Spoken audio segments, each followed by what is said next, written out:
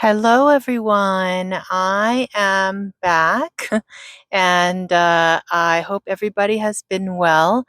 I have recorded this message I'm about to give you multiple times now, and I've just been having a lot of trouble with my microphone. So I did get a lapel mic, and I'm just trying to work it out to see, how well it's going to serve me for this channel. And if not, then we'll just have to keep buying different mics until it works. So hopefully the sound here is good. I think I better turn off the air here. So I'm just in between meetings right now, and I just want to hop on and finally record this message. And I'm just going to talk straight into the microphone and see, hopefully it will work.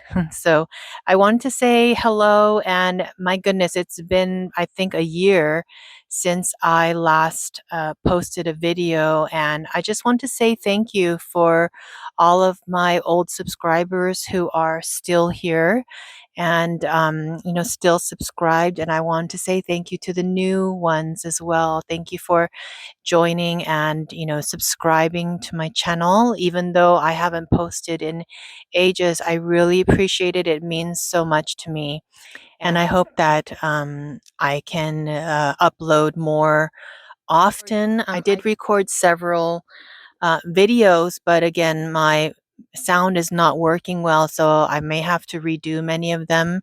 I just would like to record several things ahead of time so that when things come up, emergencies, and my schedule is just not really conducive to creating content, that I still have a few things lined up for you guys. I'd like to keep to a schedule. I just can't commit to anything right now, but I do have a schedule in mind, and I will try to go ahead and do that. And yeah, and also I would like to do a bit more vlog style. So hopefully I can just, record while I'm on the road, or while I'm walking my dog, or, while I'm running errands, or if I find I have a few minutes here and there, I'll try to go ahead and just hop on the camera and record a few bits. And so hopefully it'll be a little more fun for you guys, and maybe you'll see different scenery. But I think the easiest way is for me to just get on on the camera while I'm in the car. So this may be the setup you're going to see for for many of the videos. But anyway, just want to say hello. Hope you're all well. And I do have some interesting content coming up. So anyway, I will see you guys soon. Bye. So I just wanted to hop on really quick to talk about the next clip. I'm just going to go ahead and put together a couple of clips that I recorded over the winter time. And I just wanted to preface, this next clip is really talking to the person who is practicing only maybe 30 minutes or 45 minutes per day, and why it's beneficial to bump it to 1 hour. Of course, after you bump it to 1 hour, if you want to see more progress and advancement, then you would want to increase it again. So we want to make these increases in increments. So if you have a very good 1 hour per day habit established, then you might consider bumping it up to a bit more, to maybe increase it by 15 or 20 minutes. But anyway, this is not talking to every single person in the audience. It's just to that person who's practicing less than an hour, and why quantity does matter. Quality, of course, is more important than quantity, but in some cases quantity is extremely important as well. Okay. Hi, it's been such a long time, and I just wanted to say hello. And I've had some topics on my mind recently, and so I just wanted to share one of my thoughts about practice length. Like, what is the correct amount of time you or your child should be practicing? And the reason why this kind of has come up to my attention recently is because I have some students now who are really enjoying where they are at in their level recently, and maybe they could consider doing a little bit of um, playing in college, right, as they go off to college and get a small scholarship, for example, for playing in the orchestra there, or something like that, or maybe just to do it for fun. Or they are younger and they're considering enrolling to the preparatory school that's nearby. We have the Juilliard pre-college program. We also have the MSM program as well.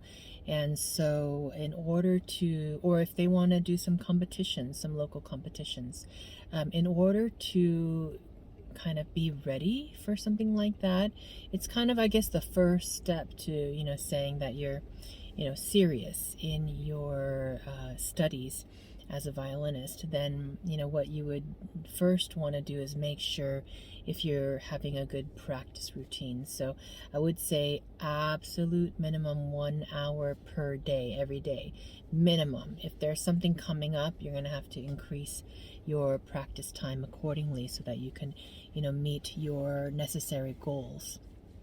So definitely need to practice at least 1 hour, and that way will have enough time to get ready for it. You have to know your piece, whatever you're going to be auditioning with. You've got to know your piece very, very well, and in order to kind of really soak it in and know your piece really, really well, you have to have time with it. You have to be exercising your violin muscles. They have to be really, well oiled. Has to be a well-oiled machine. Things have to be very, very, very well exercised, and muscle memory has to be right on point. And so without practicing at least a 1 hour per day, you just can't have that. And that's what the kids are doing, in these conservatory music school programs anyway. Their minimum is 1 hour, so you want to kind of be staying up in step with them. So if you are practicing 1 hour, then you should be using that time for several things. You might have one main piece, you might have multiple pieces, in which case 1 hour is not really enough. You have warm-ups, you have etudes and things like that. You might have scales, you might have to learn excerpts if you're auditioning for an orchestra position, like an orchestra possibility, I should say. So that 1 hour, 60 minutes becomes very short, because you might only actually have 30 minutes of time on your piece, which is absolutely ridiculous. It's not enough. Let's say your piece is like 6 pages long and you're only practicing 30 minutes per day. How are you going to learn that whole piece and keep it really, really good and memorize it if it's memorized? I mean, usually they're memorizing at that stage also, so if memorization is required, how are you going to memorize it? And then how are you going to get all the other things ready? So absolute minimum of 1 hour is kind of a joke. It's kind of like the bare minimum. So if you're thinking, oh, I'm enjoying this, I'm playing some interesting repertoire, I'm getting a bit more advanced now, and I want to see what is it like to take violin a bit more seriously. Well, first things first, got to up your practice time, and then you have to see, you got to learn through experience how much dedication it requires to even just play one piece very well and be ready with it, like be ready to just on the spot, perform it as needed, or having one, audition and one chance, and then that's it. So being able to rely on, running your piece beautifully every time, that takes a lot of preparation. And if you find that 1 hour is too difficult, then something needs to change, then something's not right. You've got to, raise your expectations of how your piece should sound. What should it be like, right? Or you need to be doing other things. You need to probably add 1 or 2 other things in your practice routine. I could spend easily just on scales and arpeggios 45 minutes easily. Anyone practicing scales and arpeggios properly can easily spend 45 minutes on it per day, every single day.